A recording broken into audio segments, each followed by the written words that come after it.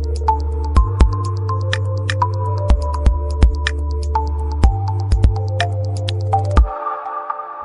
Hello and welcome guys, एक बार फिर से स्वागत है आपका मेरे YouTube channel class of science में। हिंदी मीडियम आप लोगों के लिए मैं हमेशा वो टॉपिक लेकर आता हूं जो आपके एग्जाम में आने वाले हैं और आपको बहुत अच्छे मार्क्स दिलाने वाले हैं। मैं हूं कन्हैया पवार और आज का आपका टॉपिक है धमनी और शिरा में अंतर। मोस्ट आईएमपी क्वेश्चन में से एक है जो आपके एग्जाम में इस बार भी आने के चांसेस है। तो शुरू करते हैं। तो बात करें अगर धमनी और शिरा की, तो धमनी और शिरा हमारे शरीर के ऐसे मांसपेशियों से बने बारीक बारीक पाइप होते हैं जो हमारे शरीर में रक्त को एक स्थान से दूसरे स्थान तक ले जाने का काम करते हैं। यानी कि हमारे शरीर के एक एक कोशिका तक रक्त को पहुंचाने का काम हमारी धमनी और शिरा का होता है। धमनी शिरा चूंकि आपका आईएमपी क्वेश्चन है तो आज हम इसे शुरू करने वाले हैं। तो देखिए, बोर्ड पर मैंने समझा रखा है, आप लोगों को टॉपिक अच्छे से समझ में आ जाए और एक ही बार में याद हो जाए, इसलिए मैंने बोर्ड पर इसे सरल तरीके से लिख कर बताने की कोशिश की है। मैं आपको स्टार्टिंग से बताता हूँ। शुरू करते हैं इनके इंग्लिश नेम से। आपको इतना नॉलेज तो होना चाहिए। धमनी को इंग्लिश में आर्टरी कहते हैं, मैंने बोर्ड पर लिख रखा है, और शिरा को इंग्लिश में कहते हैं वेन। अब ये किस तरीके से वर्क करता है, हम इसके अंतर को समझते हैं। पॉइंट फर्स्ट की बात करते हैं। तो पॉइंट फर्स्ट में हमको केवल दीवारों के बारे में बताना है। धमनी की दीवारें मोटी और लचीली होती है और शिरा की दीवारें पतली होती है। पॉइंट फर्स्ट में आपको मैंने बोर्ड पर बताया था, दीवारें मोटी और लचीली धमनी में, पतली दीवार होगी शिरा में। अब बात करें सेकंड पॉइंट की, तो बीच की जगह को बोलते हैं, खाली जगह को गुहा बोलते हैं। धमनी की दीवार मोटी है इसलिए उसकी गुहा सकरी होगी। सकरी यानी कि कम चौड़ी होगी, और ज़्यादा चौड़ी के लिए हमने एक ही वर्ड लिखा है, चौड़ी। यानी कि शिरा की जो गुहा होती है, बीच की खाली जगह, वह ज़्यादा होती है इसलिए चौड़ी। बात करें अगर थर्ड पॉइंट की, तो यहाँ पर हमने धमनी और शिरा के रंग को लेकर इस पॉइंट को लिखा है कि धमनी का रंग सदैव गुलाबी और चटक लाल मिलेगा, और वहीं शिरा का जो रंग होता है वो गहरा लाल या नीला होता है। फोर्थ पॉइंट ये है कि धमनी का काम क्या है और शिरा का काम क्या है। धमनी ऑक्सीजन युक्त रक्त को हमारे हृदय से शरीर के एक एक अंग तक पहुंचा देती है, और इसका उल्टा काम है शिरा का। शिरा कार्बन डाइऑक्साइड युक्त रक्त को अंग से एक एक अंग, एक एक कोशिका से लेकर हृदय तक पहुंचाती है। फिफ्थ पॉइंट है कपाट। अब ये कपाट क्या होता है? कपाट को कहते हैं वॉल्व। वॉल्व का काम वही होता है जो साइकिल के टायर में जो लगने वाले वॉल्व का काम होता है।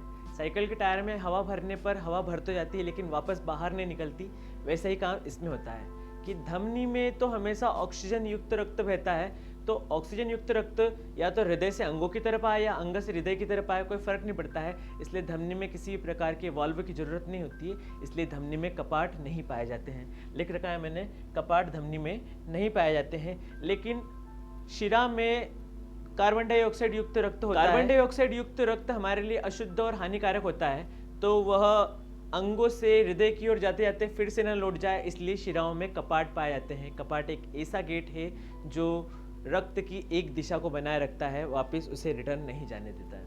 अगला पॉइंट की बात करते हैं। धमनी की गुहा सक्रिय होने की वजह से ही धमनी में जो रक्त होता है वह अधिक दाब के साथ बहता है, और ठीक इसका उल्टा शिरा में रक्त कम दाब के साथ बहता है। तो इस तरीके से मैंने पूरा आंसर आपको एक्सप्लेन तो कर दिया, लेकिन मैं इसके कीवर्ड्स बताता हूँ। कुछ 4 से 5 शब्द आपको याद रखने होंगे और इससे आपको पूरा आंसर हमेशा के लिए याद हो जाएगा। पहला पॉइंट आपको याद रखना है दीवार, यानी कि धमनी की दीवार मोटी, शिरा की दीवार पतली। दूसरा पॉइंट आपको याद रखना है गुहा, यानी कि बीच की जगह। धमनी की गुहा सकरी, शिरा की गुहा चौड़ी। उसके बाद आपको रंग की बात करना है। धमनी का रंग चटक लाल है और शिरा का रंग नीला है।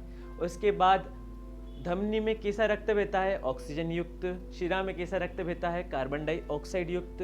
फिर कपाट की बात करें तो कपाट धमनी में नहीं होता है और शिरा में होता है। और लास्ट पॉइंट दाब, धमनी में अधिक दाब के साथ रक्त बहता है और शिरा में कम दाब के साथ। आप ये 4 से 5 वर्ड याद रखिए, दीवार, गुहा, रंग, ऑक्सीजन युक्त रक्त या कार्बन डाइऑक्साइड युक्त रक्त, उसके बाद दाब और कपाट। इन वर्ड्स को याद रख लीजिए, आपको आंसर याद हो जाएगा।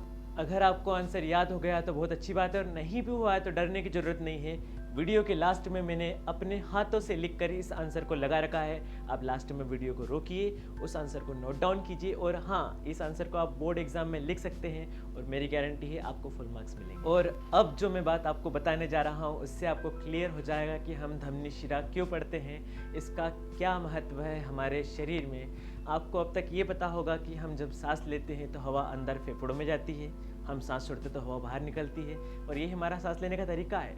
नहीं, वास्तव में आपके शरीर की एक एक कोशिका को सांस लेने की ज़रूरत होती है और वहाँ पर रक्त को ले जाने का और लाने का काम केवल धमनी और शिरा का होता है और धमनी शिराएं ही ऑक्सीजन युक्त रक्त को ले जाती है और कार्बन डाइऑक्साइड युक्त रक्त को लाती है। यानी कि आपके पूरे शरीर को सांस लेने की ज़रूरत होती है और उस ज़रूरत को पूरा करती है धमनी और शिरा।